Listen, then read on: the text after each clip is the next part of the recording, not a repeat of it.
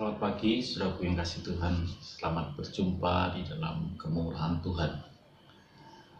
Pagi hari ini kita kembali mau belajar dalam Mazmur pasal yang ke-27 tentang Daud yang berkata aman dalam perlindungan Tuhan.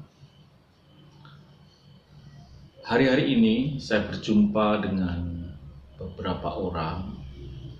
Ada yang merasa cemas dengan kondisi ini. Ada juga yang merasa kuat rasanya dengan berkata saya bersandar pada Tuhan. Ada juga yang berkata ya masa bodoh. Saudara yang kasih Tuhan, ini memang kondisi yang sangat serius terjadi dalam kehidupan kita. Dalam perjalanan ini, orang boleh berkata positif speaking, berkata yang positif, atau sedang mengimani sesuatu, ya boleh-boleh saja. Tetapi kita tahu ada satu firman Tuhan yang berkata, saudaraku yang kasih Tuhan, tetapi setiap orang yang mendengar perkataanku ini dan tidak melakukannya, ia sama dengan orang yang bodoh yang mendirikan rumah di atas pasir. Tetapi saudara pengasih Tuhan, Tuhan juga katakan hal yang sama. Setiap orang yang mendengar perkataanku ini dan melakukannya, ia sama dengan orang yang bijak yang mendirikan rumah di atas pasir. Orang boleh berkata positif, tapi yang penting adalah apakah kita ini menghidupi apa yang dikatakan itu. Kalau Daud berkata bahwa kepada siapa aku harus takut, Tuhan adalah benteng hidupku, terhadap siapa aku harus gemetar. Perkataan Daud bukan perkataan positif, tapi ini suatu kebenaran, karena bagi Daud itu benar-benar menjadi sebuah pengalamannya dia. Karena kemarin saya sampaikan bahwa kenapa Daud berani berkata bahwa aku tidak takut dan gentar. Karena Daud mempunyai minat rohani yang tinggi, punya kehausan rohani yang tinggi. Dia punya rasa butuh Tuhan yang tinggi. Bahkan yang lain boleh disampingkan, kenikmatan boleh disingkirkan, karena dia punya minat rohani yang tinggi. Bukan hanya berkata bahwa aku aman dalam Tuhan dan tidak takut dan gentar. Ini dikatakan karena Daud punya minat yang tinggi, dan berkata dalam Mazmur 27 ayat yang keempat yang kita baca kemarin. Sebab satu hal telah kuminta kepada Tuhan.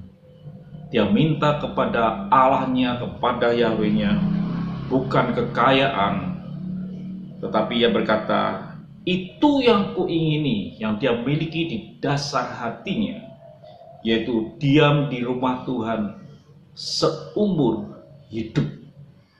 Ini bukti bahwa Daud punya minat rohani yang tinggi, sehingga dia layak berkata, kepada siapa aku harus takut, Tuhan ada benteng hidupku, terhadap siapa aku harus gentar.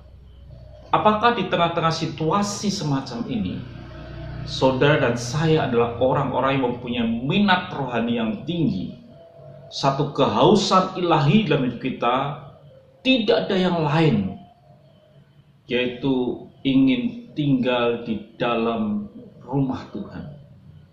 Bukan dalam situasi ini aja, tapi seumur hidup kita. Kalau andai kata itu tidak ada, biarlah pada hari ini atau saat ini kita berkata, di sisa hidupku yang aku akan jalani, aku harus punya keinginan untuk tinggal di dalam rumah Tuhan. Tinggal di dalam rumah Tuhan bukan berarti Kita duduk manis, diam, dan tidak berbuat apa-apa. Kata tinggal di sini dikatakan menyaksikan kemurahan Tuhan. Menyaksikan, dikatakan menyaksikan kemurahan Tuhan. Kemurahan Tuhan itu kebaikan Tuhan. Jadi sudah pengasih Tuhan, bukan sekedar diam saja, tapi dia ingin menyaksikan kemurahan Tuhan. Dalam bahasa Yunani-nya dikatakan Christotes, yang artinya kebaikan. Bukan diam saja, tapi dia menyaksikan, menikmati kebaikan Tuhan. Jadi sudah pengasih Tuhan, dalam hidup ini kita butuh bukan diam saja, tapi menyaksikan kerinduan hati kita menyaksikan kemurahan Tuhan.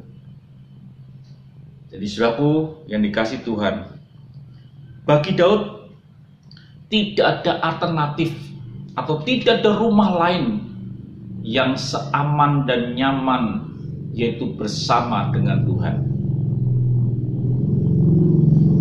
Bukan rumah di mana secara fisik, tapi lebih ditekankan tentang di mana ada kehadiran Tuhan di dalam kehidupannya. Kebersamaannya hari ini ada kehadiran Tuhan, sehingga dia berkata nyaman, tidak takut, dan tidak gentar. Apakah dalam hari-hari ini saudara adalah orang yang merasakan kehadiran Tuhan? Berita boleh datang dari kiri dan kanan. Boleh ada berita yang benar atau hoak.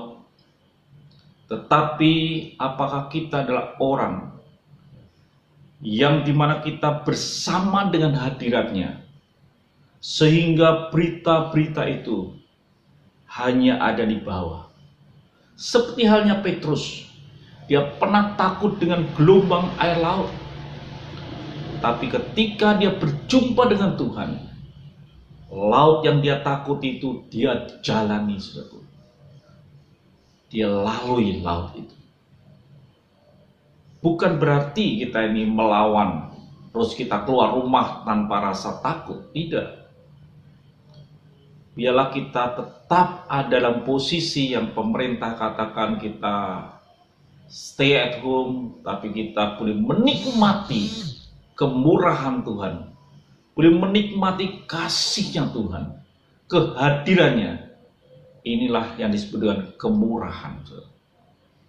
Jadi saudara pengasih Tuhan, saya harap saudara ada orang yang mengalami itu, kemurahan Tuhan, menyaksikan kemurahan Tuhan, dan menikmati, menikmati baitnya. Tubuh kita adalah bait Roh Kudus. Kita bisa mengizinkan Tuhan hadir di dalam hidup kita. Tuhan ada bersama dengan kita. Kita menikmati baitnya, kehadirannya begitu rupa, kebersamaannya di dalam hidup kita. Jadi di tengah-tengah situasi semacam ini, yang saudara dan saya butuhkan adalah kemurahan Tuhan dan menikmati baiknya. Maka kalau itu terjadi dalam kehidupan saudara dan saya, situasi boleh terjadi bagaimanapun juga, kita akan berkata seperti pada Mazmur 7 ayat yang Mazmur 27 ayat yang ke-5. Sebab ia melindungi aku dalam pondoknya. Mengundang Yesus bersama-sama dengan dia berarti kita tinggal di dalam pondoknya. Sebab ia melindungi aku dalam pondoknya pada waktu bahaya. Ia menyembunyikan aku dalam persembunyian di kemahnya. Ia mengangkat aku ke atas gunung batu. Jadi saudara pengasih Tuhan, inilah kesempatan saudara boleh memanggil Tuhan, menikmati kemurahan Tuhan di dalam rumah saudara, menikmati baitnya dalam kehidupan saudara hari lepas hari, pribadi lepas pribadi, dan saudara boleh melihat dan berkata, Tuhan adalah tempat perlindunganku. Yesus memberkati saudara di mana saudara berada pada hari ini. Amin.